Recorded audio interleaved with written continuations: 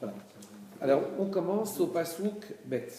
Vaïa Amar, le Melech Yericho, il a été dit au roi de Yericho, les morts, Hine Anashim, Baou Hena Laila.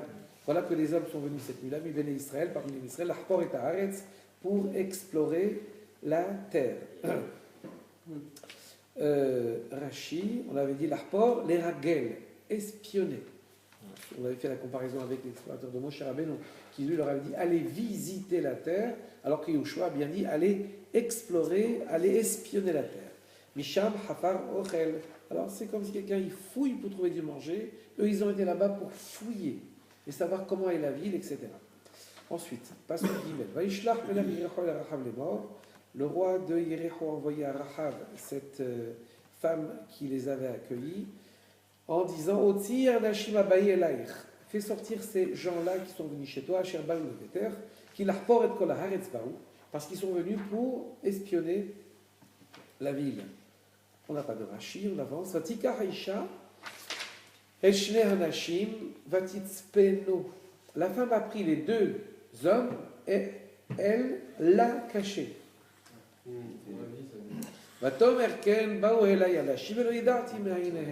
Il dit c'est vrai, ils sont venus chez moi, mais je ne sais pas d'où ils sont venus. Alors on dit le Rashi par oral.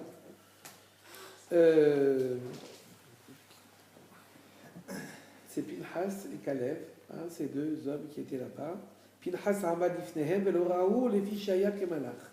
Et Pinchas, qui était comme un ange, ne se faisait pas voir. Et donc on peut dire, elle l'a caché. Qui? Celui qui se faisait voir. Ou alors tu peux dire encore, Yesh Mikrot Midvarim El Yahid, il y a plusieurs versets qui parlent de plusieurs comme si c'était une seule personne. Les fiches Mihara Beat Manatam. Parce qu'elle s'est dépêchée de les cacher, comme si elle n'en cachait qu'un. Au moment comme ça, c'était un endroit qui était étroit, qui Ilouhaya Yehidi, un endroit très étroit qui ne pouvait contenir que un. Alors c'est comme s'il n'avait caché que un. Donc ils étaient bien deux, mais elle l'a caché. Elle l'a caché parce que... Voilà. C'est bizarre qu'on mette l'accent là-dessus, quoi, dans l'explication. Non mais quand même, d'un point de vue grammatical, ça choque. Oui, bien sûr. Oui, vous comprenez pourquoi.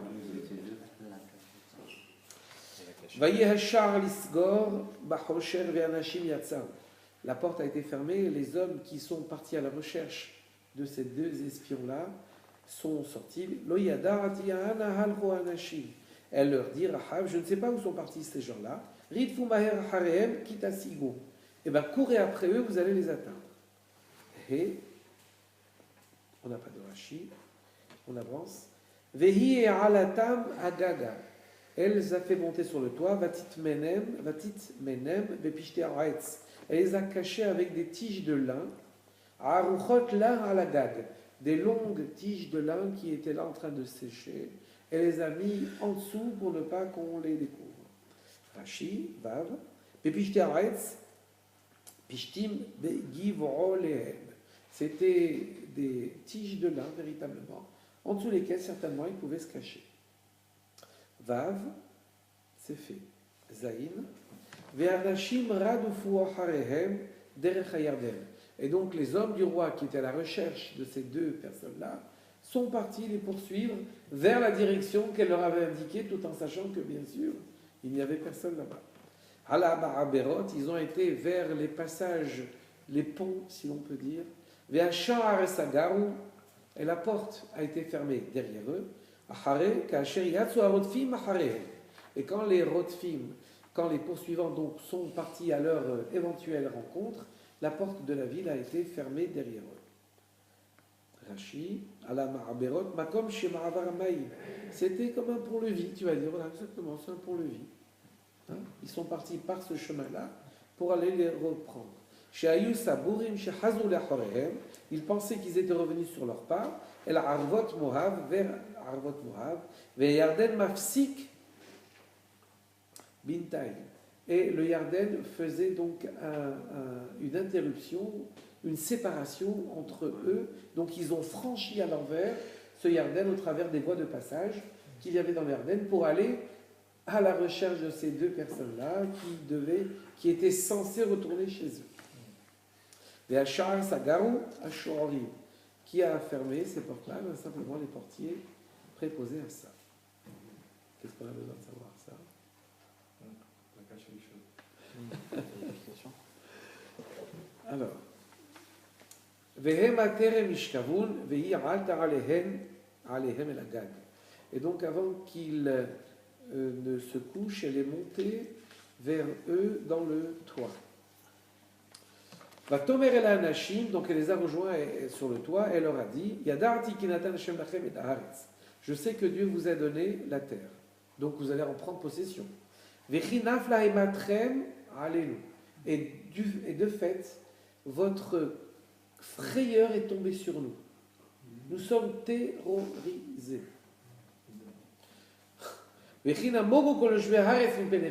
Et tout le monde fond littéralement devant vous. Donc c'est Rahav qui dit ça. Rashi, il n'y a pas de Rashi. Qui shamarnu et Hashem ovish Hashem. Parce qu'on a entendu comment Hashem a asséché les eaux pour vous, les eaux de la mer rouge. Et mei yam souf mitenechem. Betzetrem et Mitzrayim, quand vous êtes sortis d'Égypte. Va'asher asitem lishne malchei hamori. Et aussi nous avons entendu ce que vous avez fait aux deux rois de Émori. Asher be'ever Yarden et les Sihon ou l'Og. Et ce que vous avez fait également à Sihon et Og. C'était des gendarmes de la région. Et l'un payait l'autre pour être protégé des Bnei Israël. Les Bnei Israël ont pulvérisé tout ça. Et alors, ça, ils sont foutus. Voilà. Ils ont peur. C'est exactement ça. Achetez haram temotam et vous les avez défaits. Ces grandes puissances-là, vous à peine sortis d'Égypte, c'est ce que dit Rabbi Laham plus tard dans le Chumash, il dit mais c'est possible. Voilà un peuple fraîchement sorti. Il était pas si puissant que ça, il a avalé tout le monde. Il avait comme 40 ans de désert. Non, mais ça veut dire. Non, mais quand on est sorti d'Égypte. Ah oui, oui. Voilà.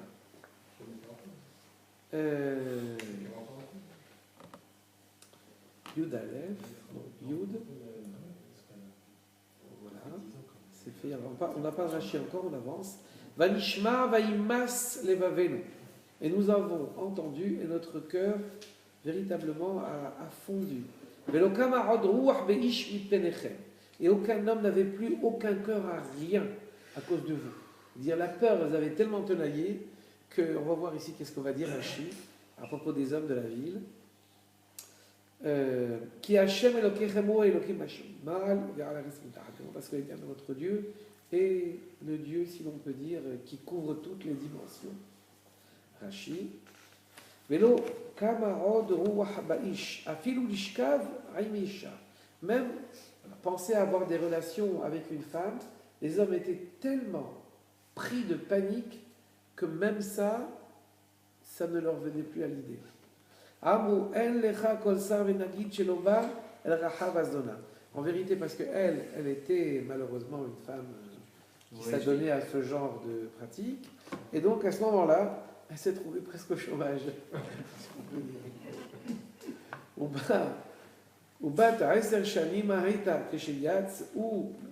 Israël, Mitzrayim, elle avait 10 ans quand les Bnei Israël sont sortis d'Égypte, on est 40 ans après. Elle s'est malheureusement mal comportée pendant 40 années. Donc on peut mesurer pendant 40 années combien de personnes, et de personnes importantes, sont venues la voir. Et bien, du coup, plus personne ne songeait à cette chose-là, parce que la peur tenaillait le cœur des hommes. Il a éclaté son fonds de commerce. Quoi. Ça veut dire que pendant 40 ans, les personnes parlaient de la sortie d'Égypte, ils en avaient peur comme si c'était hier. Parce qu'il dit que, enfin, quand elle parle au présent. Oui. Elle parle des hommes qui pensent comme ça, mais ça veut dire que 40 ans. Alors vous savez qu'il y avait un moment où nous devions rentrer. Voilà. Alors ils attendaient avec crainte. Donc quand ils nous voyaient dans le désert, ils se disaient est-ce que c'est là? Et ils se disaient qu'est-ce que c'est ça? C'est pour ça que ce n'était pas le moment de rentrer trop vite. C'est pour ça qu'il y a, par exemple, il y a Yaakov Avinu où il s'est fâché avec Shimon et Lévi, parce qu'ils ont laissé penser aux habitants de Canaan que ce que nous avions fait à Shrem, ça a été qu'un prélude pour rentrer dans la terre d'Israël. Or, ce n'était pas le moment d'y entrer, parce que la tenue des habitants, les Morim, etc., qui habitaient là-bas, n'était pas encore arrivée à une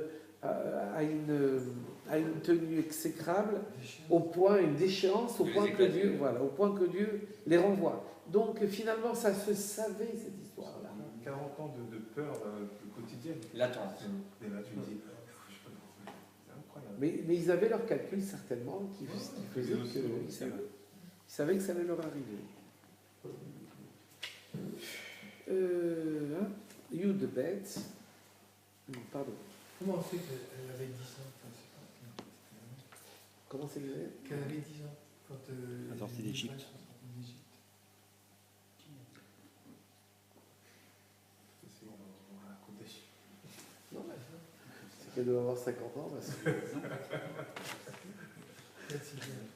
C'est Rachid qui dit, hein. Oui, c'est Rachid qui dit d'où il a ses sources.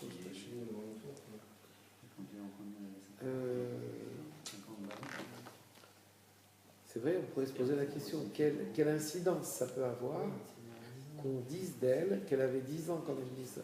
Peut-être ça rejoint ce qu'a dit Pinchas finalement. Azak, tu as répondu avant la question.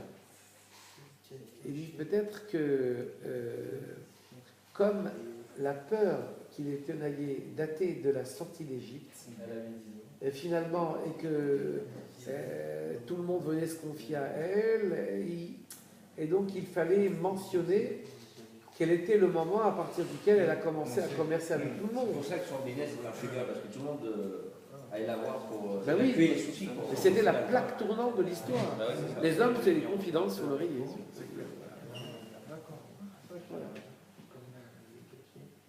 Et donc, elle a eu 40 ans de renseignements, Le mot ça.